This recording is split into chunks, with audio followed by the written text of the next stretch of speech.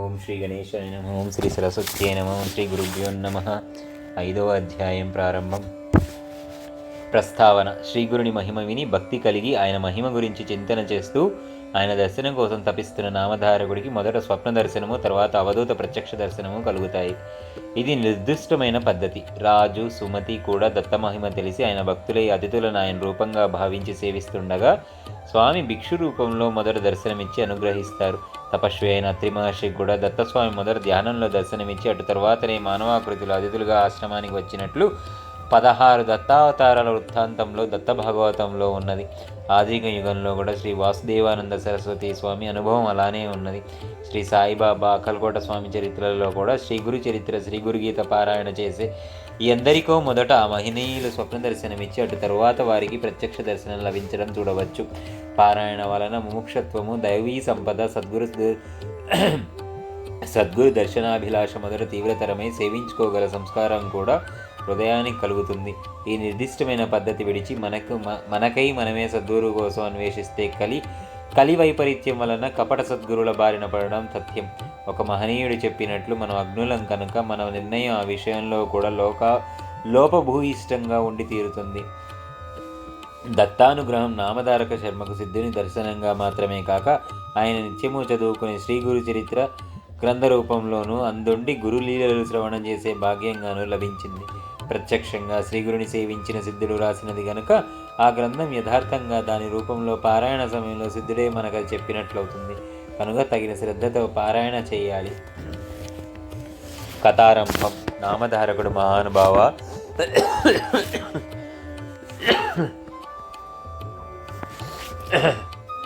కథారంభం. నామధారకుడు మహానుభావ, భగవంతుడు కలియుగంలో కూడా 2 సార్లు అవతరించారంటిరి కదా, వాటిని వివరించండి అన్నాడు. అతని శ్రద్ధాభక్తులకు సంతోషించి సిద్ధుడిలా చెప్పాడు. మంచిది, ఆ కథలు వినడం వల్ల నీకెంత ప్రయోజనమో అవి చెప్పడం వల్ల నాకు అలాంటి ప్రయోజనమే కలుగుతుంది కనుక చెబుతాను, శ్రద్ధగా విను. ధర్మాన్ని, ధర్మాత్మలను రక్షించి దుస్తుల దౌష్ట్యాన్ని రూపుమాపడానికే భగవంతుడు తన లీల చేత మానవ రూపంలో అవతరిస్తూ ఉంటాడు. ఈ కలియుగంలో కూడా అలానే ఇప్పుడు మనం కూర్చున్న గంధర్వపురానికి తూర్పు దిక్కున దూరంగా పవిత్ర గోదావరి సమీపంలో ఉన్న పిఠాపురం అనే అగ్రహారంలో ఆయన అవతరించారు. పిఠాపురంలో అప్పలరాజు శర్మ, సుమతి అనే పుణ్య దంపతులు ఉండేవారు. వారు బ్రాహ్మణులు, ఆపస్తంభ శాఖకు చెందినవారు, దత్తభక్తులు. వారికి ఎందరో పిల్లలు పుట్టారు కానీ అందరూ చనిపోగా 2 మాత్రమే బ్రతికారు. వారిలో ఒకడు కుంటివాడు, మరొకరు గుడ్డివాడు. తర్వాత కూడా 2 పిల్లలు పుట్టి చనిపోయారు. నిత్యము భిక్షకై వచ్చేవారిని శ్రీ దత్తరూపాలుగా భావించి వారు భిక్ష సమర్పించేవారు. ఒక అమావాస్య నాడు వారి ఇంట్లో బ్రాహ్మణులను పిలిచి శ్రాద్ధకర్మ ప్రారంభించారు. అలాంటి రోజున బ్రాహ్మణ భక్తులు భోజనం చేయకముందు మరెవరూ భోజనం చేయరాదని శాస్త్రం. కానీ ఆనాడు బ్రాహ్మణులకు భోజనం వడ్డించకముందే వారింటికి దండకమండలు ధారి అయిన ఒక సన్యాసి వచ్చి భిక్ష కోరాడు. శ్రాద్ధ కలాపంలో నిమగ్నుడై ఉన్న ఇంటి యజమానికి ఈ సంగతి తెలియదు. ఇల్లాలైన సుమతి ఆ వచ్చిన సమయం ఇంద్రుడు శ్రాద్ధభోక్తైన పరమేశ్వరుడైనని, తమ కులదైవమైన శ్రీ దత్తాత్రేయుడైన విశ్వసించి ఆయనకు భిక్ష ఇచ్చింది. ఆమె భక్తి విశ్వాసాలకు సంప్రీతుడైన యతీంద్రుడు యథార్థమైన తన దత్తాత్రేయ స్వరూపంలో దర్శనమిచ్చాడు. నామధారక, అప్పటి ఆ స్వామిని చూడడానికి 1000 కనులు చాలవు, వర్ణించడానికి ఎన్ని వేల నాలుకలైనా సరిపోవు. 2 చేతులతో శంకు చక్రాలు, 2 చేతులతో డమరు త్రిశూలాలు, మిగిలిన 2 చేతుల చేతులను జపమాల కమండలాలు ధరించి 6 బాహువులతో 3 ముఖాలతో స్వామి వెలిగిపోతున్నాడు. వెండి కొండవలే తెల్లని కాంతితో ఆయన మూర్తిభవించిన శుద్ధ సత్వమా అన్నట్లు ప్రకాశిస్తున్నాడు. ప్రపంచంలోని దీనిని ధరించడానికి 6 చేతులు చాలక అనేకమైన బాహువులే ఆయన శిరస్సు నుండి వచ్చాయా అన్నట్టు ఆయన జటాజూలం నుండి జుట్టు పాయలుగా వేలాడుతున్నది. ఆ తల్లి సుమతీదేవి తన జన్మ సార్థకమయ్యేలా అమృతమూర్తిని ఒడలెల్లా కళ్ళు చేసుకొని ఆ కన్నులతోనే పానం చేయసాగింది. అప్పుడు ఆ కరుణాకరుడు, తల్లి, అచంచలమైన నీ విశ్వాసానికి సంప్రీతుడైనయ్యాను. శ్రాద్ధ బ్రాహ్మణులు భోజనం చేయకముందే నేను పరమేశ్వరుడనన్న విశ్వాసంతో భోజనం పెట్టావు. నీ అభీష్టం ఏమిటో చెప్పు, నేను తప్పక నెరవేర్చగలను అన్నాడు. స్వామి మాటలు అమృతధారలై ఆమె చెవుల ద్వారా శరీరంలోని సర్వధాతువుల్లోకి ప్రవహించాయి. జగన్మోహనమైన శ్రీ దత్తాత్రేయ స్వామి దర్శనంతో ఆమె కనులు ఆయన యొక్క అమృత వాక్కు వినడం వలన ఆమె చెవులు బ్రహ్మవాక్కులైన వేదాలను విని ఋషి సత్తుల చెవుల వలె పరమ పావనమయ్యాయి. ఆమె కృతజ్ఞతతో పరమాత్మ, యోగులను కూడా ముగ్ధులను చేసేలా దర్శనమిచ్చావు. అంతేగాక నా చేతి అన్నం స్వీకరించావు. ఇంతకంటే నాకేం కావాలి? నేను ధన్యురాలను. ఆనాటి శ్రాద్ధదేవతలైన మా పితృదేవతలు కూడా ధన్యులయ్యారు. నీవు భక్తుల కోరికలు ఇచ్చే కల్పవృక్షాన్ని, నీవు నన్ను తల్లి అని సంబోధించావు కనుక నేను ప్రత్యేకంగా నిన్ను వరమడగలసిన అవసరం పని లేదు. నీవిచ్చిన మాట నిలుపుకో చాలు అన్నది. భక్తి శ్రద్ధ వలన జాగృతమైన బుద్ధిశక్తికి ఆశ్చర్యచకృతైన శ్రీ దత్తాత్రేయ స్వామి ఇది వరకు అత్రి మహర్షి అడిగినట్లే ఈమె కూడా లోకానుగ్రహార్థమైన కోరిక కోరుతున్నది అనుకున్నాడు. ఆయన, అమ్మ, నాతో సమానుడైన పుత్రుడే నీకు జన్మిస్తాడు. కానీ నీవు పుత్ర వ్యామోహంతో అతని మాటను పట్టించుకొనక నీవు చెప్పినట్లే అతడు చేయాలని నిర్బంధించకూడదు. అతడు చెప్పినదే అక్షరాలా అమలు జరపాలి అన్నారు. ఆ దర్శనంతో మరింత నిశితమైన బుద్ధిశక్తి కలిగిన ఆమె, స్వామి, నేను మానవ మాతృరాలని, నాకు పుత్ర వ్యామోహం కలగడం సహజం. అది లేక మాతృవాంఛ పరిపూర్ణమయ్యేదెలా? కనుక పుత్రుడు జన్మించాక సమయానుకూలంగా అట్టి వివేకాన్ని నీవే అనుగ్రహించాలి అని ప్రార్థించింది. ఆమె సమయస్ఫూర్తికి మెచ్చి దత్తస్వామి నవ్వి ఆశీర్వదించి అంతర్హితులయ్యారు. సుమతీదేవి ఆనంద పారవశ్యంతో ఇంటిలోనికి వెళ్ళి పితృశ్రాద్ధాది కార్యకలాపాలని కొనసాగిస్తున్న భర్తను ప్రక్కకి పిలిచి, స్వామి, నేను ఈనాడు ఒక అపరాధం చేశాను. చేసిన అపరాధం చెబితే దోషం పోతుంది. శ్రాద్ధ బ్రాహ్మణులు ఇంతవరకు భోజనం చేయలేదు కదా. కానీ ఇప్పుడే ఒక సన్యాసి వచ్చి భిక్షం అడిగాడు. ఆయనే యజ్ఞపతి, శ్రాద్ధ ఫలభోక్త అయిన శ్రీ దత్తాత్రేయ స్వామి అని భావించి భిక్ష ఇచ్చాను. ఆయన సంతోషించి తన నిజరూపమైన దత్తాత్రేయ స్వామిగా దర్శనమిచ్చారు అని చెబుతుంటే ఆమె శరీరం రోమాంచితమై, కంఠం గద్గతమై, కన్నుల ఆనంద బాష్పాలతో నిండాయి.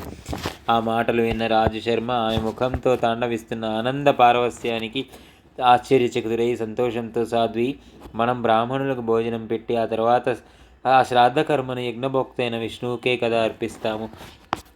అటువంటప్పుడు నీవు పెట్టిన భిక్ష భగవంతుడే స్వయంగా గ్రహించాడంటే అది మన మహద్భాగ్యం. అది కేవలం నీ విశ్వాస ఫలమే. నీవు చేసిన ఈ మంచి కార్యం వలన నీవేగాక అందరము కృతార్థులమయ్యాం. శ్రీ దత్తాత్రేయ స్వామి మధ్యాహ్న సమయంలో అనేక రూపాల్లో భక్తులను ధరించడానికి దానికి అతిథి వలె సంచరిస్తూ ఉంటాడని విన్నాం. ఆచరణలో జరిగిన లోపం వలన అతిథి ఆకలితో తిరిగిపోతే సాక్షాత్తు ఆ శ్రీహరే తిరిగిపోయినట్లు నీవు చేసిన పని ఎంతో కళ్యాణకరమైనది అని ప్రశంసించాడు. అప్పుడు ఆ పరమసాధ్వి తనకు స్వామి వరమిచ్చిన సంగతి వివరంగా చెప్పి రాజశర్మ చెప్పింది. అప్పుడు ఆ పరమసాధ్వి తనకు స్వామి వరమిచ్చిన సంగతి వివరంగా చెప్పింది. రాజశర్మ ఆనందభరితుడై, కళ్యాణి, నీవు మన వంశానికి, ప్రపంచానికి కూడా మంగళకరమైనదే కోరావు. నేను ధన్యుణ్ణి అని ఆమెను మనసారా అభినందించాడు. మిగిలిన శ్రాద్ధ కలాపాన్ని యథావిధిగా కొనసాగించాడు. త్వరలో ఆ సతీమ తల్లి సుమతీదేవి గర్భం ధరించి ఒక భాద్రపద శుక్ల చతుర్థి నాడు ఉదయం శుభముహూర్తంలో కాలాతీతుడు, పుట్టుకలేనివాడు అయిన భగవంతునికి పుట్టుకనిచ్చింది. దైవజ్ఞులు ఆ శిశువు యొక్క జన్మలగ్నము, గ్రహస్థితి గణించి సాక్షాత్తు కల్పవృక్షమే వారింట వెలిసిందని, సాక్షాత్తు దత్తాత్రేయుడే అవతరించాడని అన్నారు. రాజశర్మ కలిగిన అదృష్టాన్ని పూర్వం అత్రి మహర్షికి ప్రాప్తించిన మహద్భాగ్యంతో పోల్చారు. ఆ శిశువు పాదాల్లో దివ్య చిహ్నాలు మొదలగు శుభలక్షణాలతోనూ అప్రతిమాన తేజస్సుతోనూ ప్రకాశిస్తుండడం వలన అతనికి శ్రీపాదుడు అని నామకరణం చేశారు. నామధారక, ఇది కలియుగంలో శ్రీ దత్తాత్రేయ స్వామి యొక్క మొదటి అవతారము. పుట్టినది మొదలు శ్రీపాద స్వామి శుక్లపక్ష చంద్రునిలాగా అందరికీ ఆహ్లాదాన్ని అందిస్తూ, ఆనందాన్ని చిందిస్తూ, ముద్దుల మూటగడుతూ పెరిగి 8 ఏళ్ల వాడయ్యాడు. అతనికి ముద్దు ముచ్చటలు తల్లిదండ్రులే కాక ఆ ఊరి వారందరూ తనివి తీరా అనుభవించారు. అతని పాదస్పర్శతో ఆ ఊరు, అతని జననం, బాల్య జీవితాలలో ఉన్న పవిత్ర గోదావరి ప్రాంతం ఎంతో ధన్యత ఎంత పొందాయో చెప్పతరమా? 8వ ఏట అతని తల్లిదండ్రులు ఒక శుభముహూర్తంలో అతనికి ఉపనయనం చేశారు. సామాన్యంగా అటు తర్వాత వటువును తగిన గురువు దగ్గర అధ్యయనం చేయిస్తే కానీ వేదం రాదు. కానీ ఈ శ్రీపాద స్వామి తనకు ఉపనయనమైన మరుక్షణమే శిష్యులకు వేదపాఠాలు చెప్పి వెనక శ్రీ దత్తాత్రేయ స్వామి సుమతీదేవికి ఇచ్చిన మాట యథార్థమని నిరూపించుకున్నాడు. ఇది ఆ భగవంతుడి తప్ప వేరొకరికి సాధ్యమా? ఇలా శ్రీపాదుడు 16 ఏళ్ల ప్రాయం గలవాడయ్యాడు. ఇంతలో రాజశర్మ తన కుమారునికి వివాహం చేయాలని కన్యాన్వేషణ చేయసాగాడు. అది తెలిసి ఒకనాడు శ్రీపాద స్వామి తండ్రితో, నాయన, నీవు నాకు వివాహం చేయడానికే తగిన కన్య కోసం అన్వేషించనవసరం లేదు. సర్వ శుభలక్షణాలు కలిగి నాకు తగిన కన్య సిద్ధంగా ఉన్నది. ఆమె పేరు యోగశ్రీ. నేను ఆమెను చేపట్టి సన్యాసినవుతాను. నేను శ్రీవల్లభుడను కనుక తాను సంతానం లేకపోయినా నిత్యముక్తుడని అని నిశ్చయంగా చెప్పాడు. ఆ తండ్రికి ఆ మాటలు మనస్తాపాన్ని కలిగించాయి. కన్నుల నీరు కారుతుంటే రాజు శర్మ గద్గద స్వరంతో పెళ్ళుబెక్కుతున్న పుత్ర వ్యామోహంతో స్వామితో ఇలా వాపోయాడు. అబ్బాయి, నీవు గనక సన్యసించి మా దగ్గర లేకుండా పోతే మేము నీటి నుండి బయటపడిన చేపపిల్లల వలె శోకంతో విలువెల్లాడి మరణిస్తాము. నీవు సాక్షాత్తు పరమేశ్వరుడివే అయినా మా పుణ్యం వలన మాకు బిడ్డవై జన్మించావు. అట్టి నీవే తల్లిదండ్రులమైన మమ్మల్ని శోకసాగరంలో ముంచి వెళ్ళిపోవడం ఉచితమైన? భగవంతుడవు, ధర్మగోప్తవు, ధర్మరక్షకుడవు అయిన నీవే పుత్రధర్మాన్ని నిర్వహించకుంటే ఎలా? నామధారక, ఆ దంపతులకు శ్రీపాదస్వామియే కాక కుంటివాడు, గుడ్డివాడు అయిన మరి 2 కొడుకులున్నారు కదా. రాజుశర్మ ఇద్దరిని శ్రీపాదస్వామి వద్దకు తెచ్చి, నాయన, నిన్ను స్మరించడం చేతనే సంసార బంధం తొలగిపోతుంది. కానీ అవిటవారైన నీ సోదరిద్దరిని చూసినప్పుడు మాత్రం మాకు మరలా ఈ సంసార బంధాలు పెనవేసుకుంటాయి. వీరితో మా గతి ఏమి అని దుఃఖించారు. సుమతీదేవి కూడా పొరలికొస్తున్న దుఃఖం అణుచుకుంటూ శ్రీపాదుని సమాధానం కోసం ఎంతో ఆర్తితో ఎదురుచూచింది. వారి బాధను గుర్తించిన శ్రీపాదస్వామి అన్నలిద్దరినీ తన అమృతహస్తంతో స్పృశించాడు.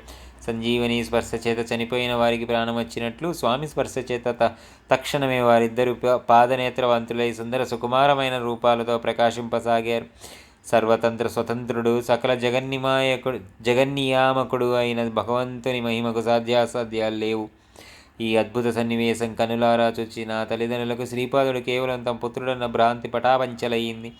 అతడు లేని చోట లేదు గనక అతడు తమ దగ్గర లేకుండా పోతున్నాడన్న వ్యామోహం అంతరించింది.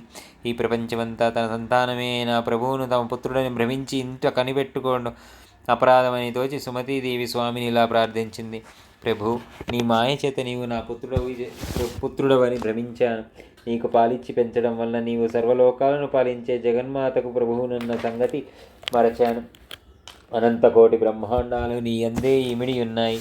నా భ్రాంతి తొలగించు. అప్పుడు ఆయన తన యథార్థ రూపాన్ని తల్లికి మరొక్కసారి దర్శింపజేశాడు. ఆ దివ్య మనోహర మంగళ సుకుమార సుందరమూర్తి ఆమె చూస్తుండగానే కోటి సూర్యుల కాంతితో, కోటి చంద్రుల చల్లదనంతో చూచే వారి దేహాల్లోని ప్రతి అణువు అమృతంతో ముంచివేసేలా దర్శనమైంది. అప్పుడు స్వామి అన్నాడు, అమ్మా, నీవిప్పుడు దర్శించిన రూపాన్ని నిరంతరం ధ్యానిస్తూ ఉండు. త్వరలో నీవు ఈ అజ్ఞాంధకారాన్ని దాటి నా సాయుధ్యం పొందగలవు. ఈ కొడుకులిద్దరూ 100 ఏళ్ళు సుఖంగా జీవించి మిమ్మల్ని భక్తితో సేవిస్తారు. వీరికి విద్య, సంపద, కొడుకులు, మనవలు అన్నీ పుష్కలంగా సమకూరుతాయి. వీడు కూడా లోకవంద్యులవుతారు. ఆ సోదరిద్దరు శ్రీపాదస్వామిని భక్తితో స్తుతిస్తుంటే వారితో ఆయన మీ తల్లిదండ్రులను ప్రత్యక్ష దైవాలుగా భావించి సేవించి దయించండి. నేను సన్యసించాలి అని చెప్పి తన తల్లిదండ్రులకు ముమ్మారు ప్రదక్షిణం చేసి వారి అనుజ్ఞ తీసుకుని వెంటనే సన్యసించి పాదచారి అయి ద్వారకా, కాశీ, బృందావనం మొదలైన క్షేత్రాలు దర్శిస్తూ బదరీ వెళ్ళి అటు తర్వాత గోకర్ణ క్షేత్రానికి చేరాడు.